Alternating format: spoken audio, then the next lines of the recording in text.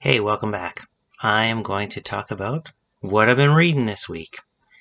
The first book I got out of the library. So the libraries are open now. They're back open. You can actually go in. And when I went in, I usually go to the new book section, and I found this baby, Solutions and Other Problems by Ali Brosh. So she wrote Hyperbole and a Half. And I read it last year, and it was really funny, and so I thought I'd get this one, give it a try. It's kind of like, look at like it has funny little drawings in there, and she has funny little pictures and different takes on life. And they were the other book, Hyperbole and a Half, was really, really funny. I laughed out loud, crying, that kind of thing. This one, not so much. Missed the mark on it. Like, the pictures are funny, but the stories were not the same. They were not as funny, and I didn't even actually finish the whole book. So I'm going to take it back to the library without finishing it. It was that bad. Moving along. I read a book today, My Bread, the revolutionary no work, no knead method. So I've been trying to make bread lately, and one of our friends had this book, and it's like a just this bread that you don't have to knead, and you just kind of just mix it up, leave it for a day, and then throw it in like a Dutch oven, and it makes really awesome bread. They say it works awesome. They love it.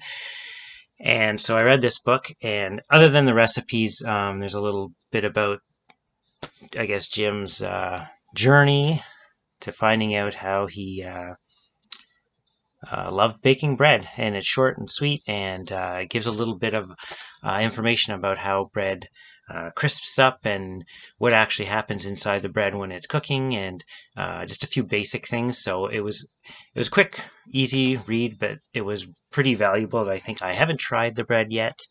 We didn't have enough flour today, but I got some flour, so I want to try it very soon.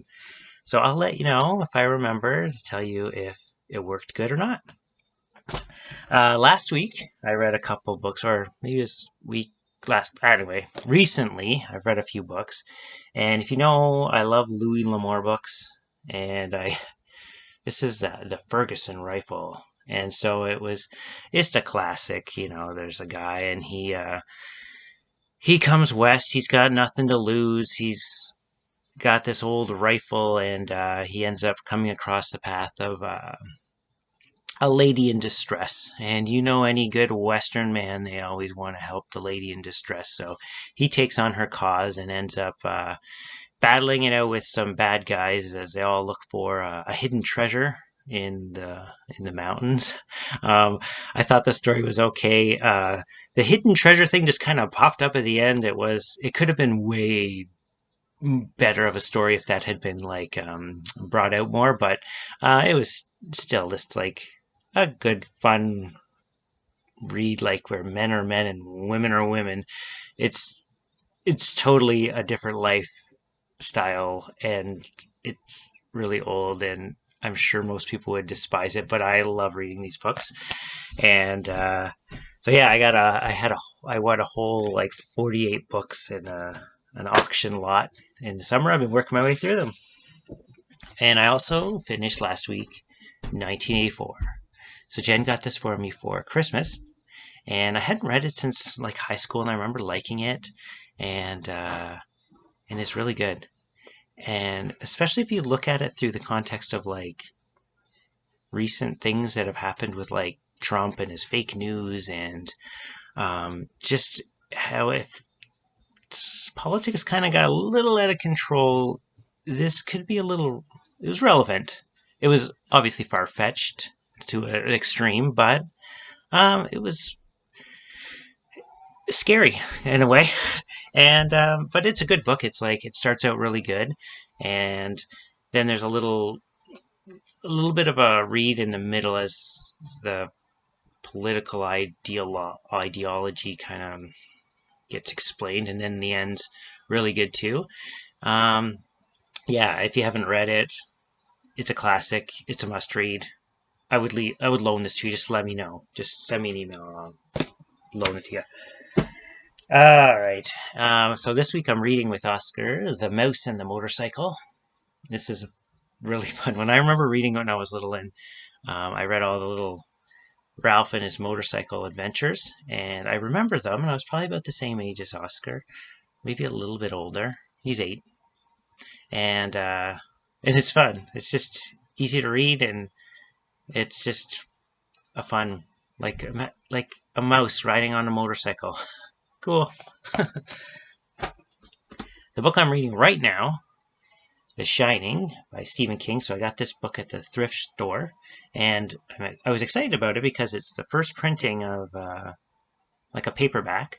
The first printing I think the first printing in Canada, maybe. Anyway, so it's kind of cool that way. And I do like Stephen King. I read a few of his books. I find he's just easy to read. This one's way out there. It's scary. Like I was reading it last night, and I had to put it down because it was late. And but in the daytime, it's good read in the daytime.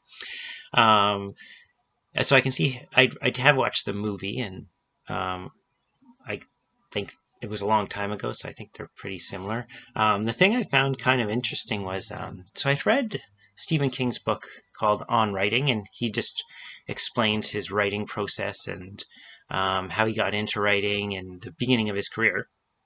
So, so the main character in The Shining is writing a play, and he's kind of getting into his writing career, and it sounds almost autobiographical. It's pretty close. So Stephen King would come home, and write for hours or whatever, and he has this method where he's very disciplined. He has to get so many words on a page every day before he can stop, and if he gets more, that's great. If not, he just sits there till he gets that. That's how he gets his work done. And so he first got his first few articles or stories or whatever were kind of out there, so they weren't published in like a regular magazine. They were published in like adult magazines, and that was where he could get them published. And so the Jack in this book, his first few things are published the same way. So a little autobiographical there. Anyway, I found that interesting. So that's what I've been up to. I'll update you on how far I get, and what I've been reading maybe next week. All right. Happy readings.